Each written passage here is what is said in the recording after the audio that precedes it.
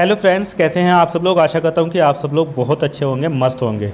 दोस्तों, अगर आप दिव्यांग हो या नॉन दिव्यांग हो तो आज आपको बहुत अच्छी भर्ती के बारे में बताने वाला हूं। आप किसी भी कैटेगरी वाले दिव्यांग हो, अगर आप टोटली ब्लाइंड है या लो विज़न है या डेफ है या एचएच है, या इसके अलावा अगर आप लोकोमोटर डिसेबल्ड या ओएच कैटेगरी में आपके एक हाथ में दिक्कत है, एक पैर में दिक्कत है, एक हाथ एक पैर में दिक्कत है, या दोनों पैरों में दिक्कत है, या दोनों हाथों में दिक्कत है, या आप एलसी, सीपी, डीडब्ल्यू, एमडीवाई, एएवी या एचडीएसआई या इसके अलावा एएसडी, आईडी या एसएलडी या एमडी कैटेगरी वाले भी है, तो भी आप इसमें अप्लाई कर सकते हो।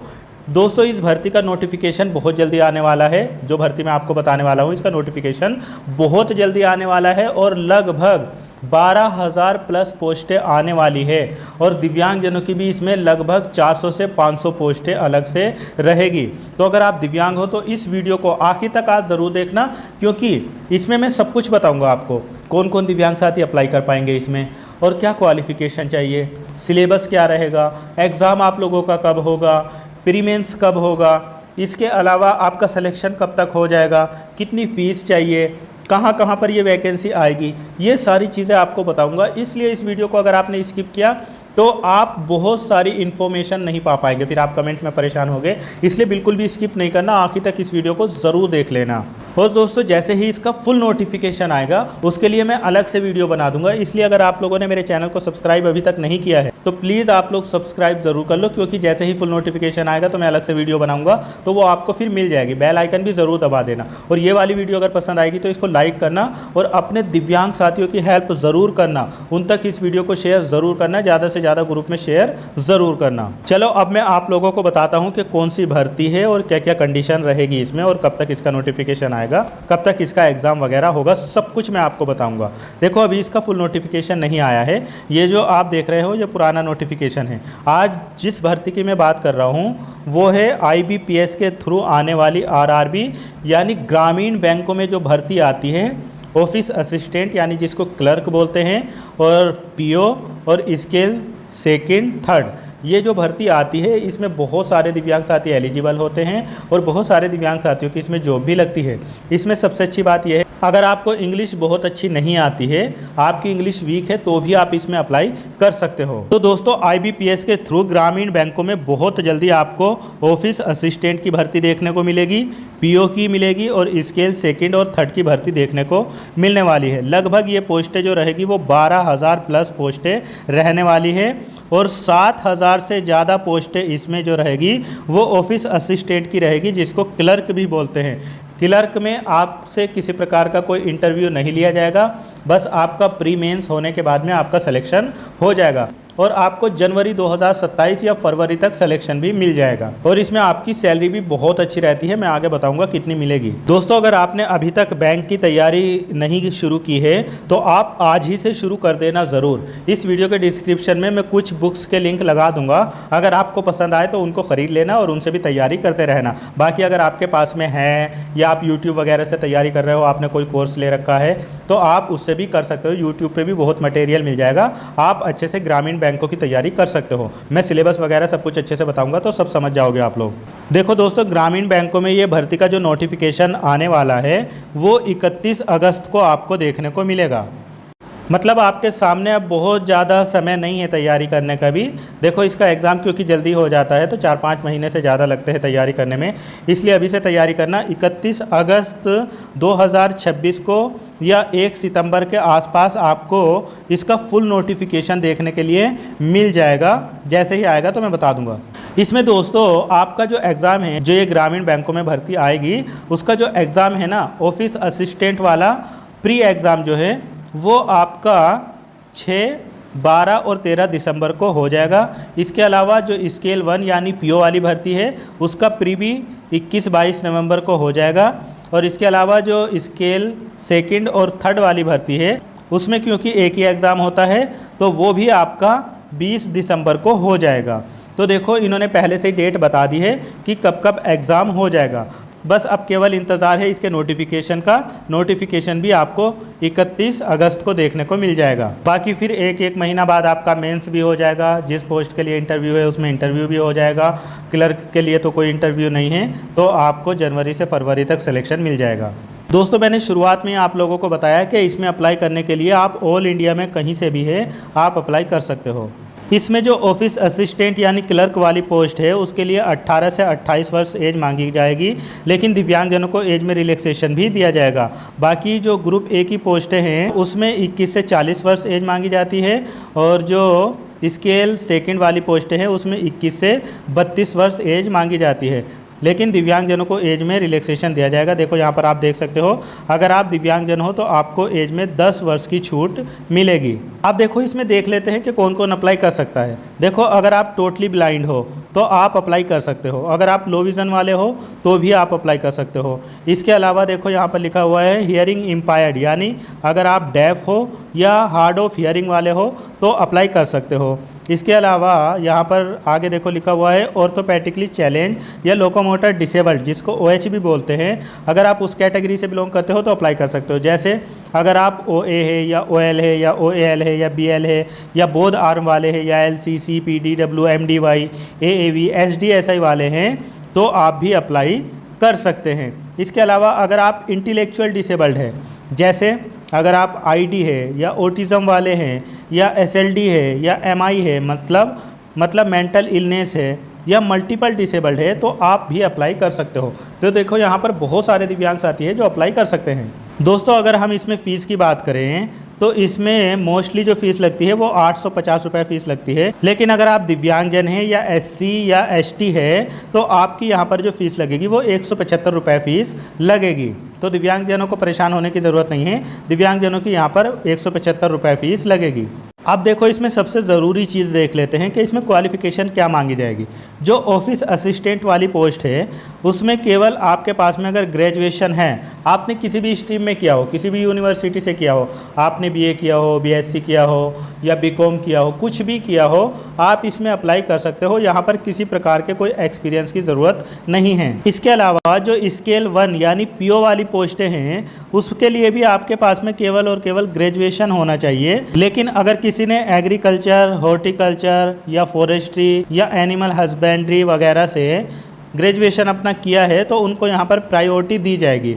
और यहाँ पर डिज़ायरेबल है कि आपको कंप्यूटर भी आना चाहिए। तो इतना कंप्यूटर तो आजकल सभी को आता है, और नहीं भी आता है तो आप अभी से प्रैक्टिस कर सकते हो, बेसिक कंप्यूटर आपको आ जाएगा। जो ऑफिस असिस्टेंट वाली यानी क्लर्क वाली पोस्ट है उसके लिए भी ग्रेजुएशन के साथ में यहाँ पर डिज़ायरेबल है कि आपको कंप्यूटर पर काम करना भी आता हो, लेकिन ये कोई मैंडेटरी नहीं है। अगर आपको आता है तो बहुत अच्छी बात है, और अगर आपको अभी नहीं आता है तो आप अभी से तैयारी कर सकते हो, बेसिक कंप्यूटर आप सीख सकते हो। वैसे तो नॉर्मली सभी को लगभग बेसिक कंप्यूटर आता है, पर अगर आपको बेसिक कंप्यूटर नहीं आता, कंप्यूटर पे काम करना ज़्यादा नहीं आता, तो आप अभी से प्रैक्टिस कर सकते हो, सीख सकते हो। ऑफिस असिस्टेंट और PO में किसी प्रकार का कोई एक्सपीरियंस नहीं मांगा गया। इसके अलावा जो ऑफिस स्केल सेकेंड वाली पोस्ट है उसके लिए आपके पास में ग्रेजुएशन तो होना ही चाहिए, उसके साथ में 2 इयर्स का एक्सपीरियंस भी होना चाहिए। फिर दोस्तों अगली जो पोस्ट है यहाँ पर स्केल 3 वाली, उसके लिए भी आपके पास में ग्रेजुएशन होना चाहिए और 5 इयर्स का यहाँ पर एक्सपीरियंस मांगा गया है। तो देखो 2 पोस्टें ऐसी है, एक तो ऑफिस असिस्टेंट वाली और एक ऑफिस स्केल 1 यानी PO वाली। तो क्लर्क में और PO में जिन साथियों को अप्लाई करना है उसमें किसी प्रकार का कोई एक्सपीरियंस नहीं मांगा गया है। तो आप ज़्यादा से ज़्यादा लोग ऑफिस असिस्टेंट की पोस्ट पर ज़रूर अप्लाई करना, क्योंकि सबसे ज़्यादा भर्ती भी इसी में रहेगी, और इसमें केवल ग्रेजुएशन ही मांगा गया है, एक्सपीरियंस नहीं मांगा गया है। कंप्यूटर पर काम करना आपको आना चाहिए, डिज़ायरेबल है, ठीक है। और PO में भी आपसे ग्रेजुएशन ही मांगा गया है और बाकी कंप्यूटर पर काम करना आना चाहिए, और यहाँ पर भी एक्सपीरियंस की ज़रूरत नहीं है। तो इन 2 पोस्टों के लिए आप आराम से अप्लाई कर सकते हो। अब देखो दोस्तों इसका एग्ज़ाम पैटर्न भी हम यहाँ पर देख लेते हैं। इसमें जो ऑफिस असिस्टेंट वाली पोस्ट है क्लर्क वाली, उसमें सबसे पहले आपसे रीजनिंग पूछा जाएगा, जो 40 क्वेश्चन होंगे और ये 40 ही मार्क्स के होंगे। इसके लिए आपको 25 मिनट मिलेगी। फिर न्यूमेरिकल एबिलिटी के क्वेश्चन पूछे जाएंगे 40 ही मार्क्स के होंगे और इसके लिए आपको 20 मिनट दी जाएगी। इस तरीके से टोटल क्वेश्चन जो पूछे जाएंगे यहाँ पर वो 80 पूछे जाएंगे और 80 ही मार्क्स के ये होंगे, और इसके लिए आपको 45 मिनट यहाँ पर दी जाएगी। इसके अलावा दोस्तों जो ऑफिस स्केल 1 वाली पोस्ट है यानी PO वाली जो पोस्ट है, इसका भी सेम तरीके से प्री रहेगा। जिस तरीके से ऑफिस असिस्टेंट यानी क्लर्क वाली पोस्ट का है, उसी तरीके से PO वाली पोस्ट का भी दोनों का जो प्री है वो सेम ही रहेगा। फिर दोस्तों इसके बाद में मेंस होगा।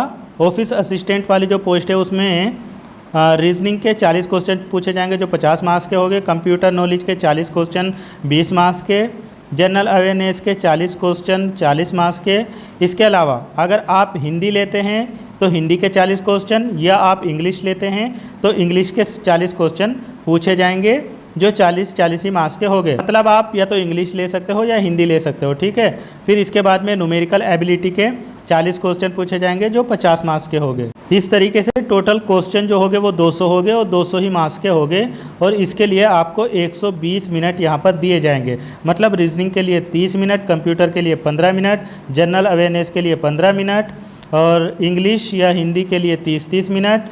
इसके अलावा न्यूमेरिकल एबिलिटी के लिए भी 30 मिनट। तो देखो यहाँ पर कितनी अच्छी बात है कि अगर आपको इंग्लिश नहीं आती तो आप हिंदी ले सकते हो, अगर आपको बहुत अच्छे से हिंदी नहीं आती तो इंग्लिश ले सकते हो, दोनों में से कोई एक ले सकते हो। दोनों को करना मैंडेटरी नहीं है, दोनों में से एक ही ले सकते हो। सेम तरीके से आपका जो पीओ वाली पोस्ट है स्केल 1 वाली, उसका भी सेम पैटर्न ही रहेगा मेंस में भी। इसके अलावा दोस्तों इसमें जो ऑफिस स्केल 2nd और 3rd वाली पोस्टें हैं उसके लिए क्योंकि एक ही एग्ज़ाम होगा तो उसमें देखो रीजनिंग के 40 क्वेश्चन पूछे जाएंगे जो 50 मार्क्स के होंगे। कंप्यूटर नॉलेज के 40 क्वेश्चन जो 20 मार्क्स के होंगे। फाइनेंशियल अवेयरनेस के यहाँ पर 40 क्वेश्चन 40 मार्क्स के। और इंग्लिश या हिंदी के 40 क्वेश्चन 40 मार्क्स के। और इसके अलावा क्वांटिटी एप्टीट्यूड या डेटा इंटरप्रिटेशन के 40 क्वेश्चन 50 मार्क्स। इस तरीके से टोटल क्वेश्चन जो होंगे वो 200 होंगे और ये 200 ही मार्क्स के होंगे। इसके लिए भी आपको 120 मिनट का टाइम दिया जाएगा। इसी तरीके से स्केल 3rd का भी लगभग सेम पैटर्न ही यहाँ पर रहेगा। और यहाँ पर ये चीज़ याद रखना कि इन सभी एग्ज़ाम में निगेटिव मार्किंग भी रहेगी, प्री में भी मेंस में भी 1/4 की 0.25 की, ठीक है। तो निगेटिव मार्किंग भी ज़रूर याद रखना कि निगेटिव मार्किंग रहती है। दोस्तों प्रीवियस ईयर में इसकी कट ऑफ क्या रही थी उसके लिए मैं अलग से वीडियो बना दूंगा। जब आपका फुल नोटिफिकेशन आ जाएगा तो मैं आप लोगों के लिए वीडियो बना दूंगा। दोस्तों अब अगर मैं इसमें डॉक्यूमेंट्स की बात करूं तो देखो आपके पास में आपका डिसेबिलिटी सर्टिफिकेट होना चाहिए। यूडीआईडी कार्ड भी है तो बहुत अच्छी बात है। अगर नहीं बना है तो उसको भी आप बनवा सकते हो। अगर कोई दिक्कत आ रही है और आपके पास में केवल डिसेबिलिटी कार्ड है तो भी कोई दिक्कत नहीं है, चल जाएगा, ठीक है। लेकिन अगर आपके पास में है यूडीआईडी कार्ड और डिसेबिलिटी सर्टिफिकेट तो बहुत ही अच्छी बात है। या अगर आपके पास में यूडीआईडी कार्ड नहीं है और आप बनवा सकते हो तो जितना जल्दी हो सके उतना जल्दी बनवा लो। इसके अलावा आपका फ़ोटो होना चाहिए, रिसेंट फ़ोटो होना चाहिए और इसमें लाइव फ़ोटो भी आपका लगेगा। इसके अलावा सिग्नेचर आपका होना चाहिए या थंब अगर आप लगाते हैं तो, मान लीजिए आप टोटली ब्लाइंड है या लो विज़न है।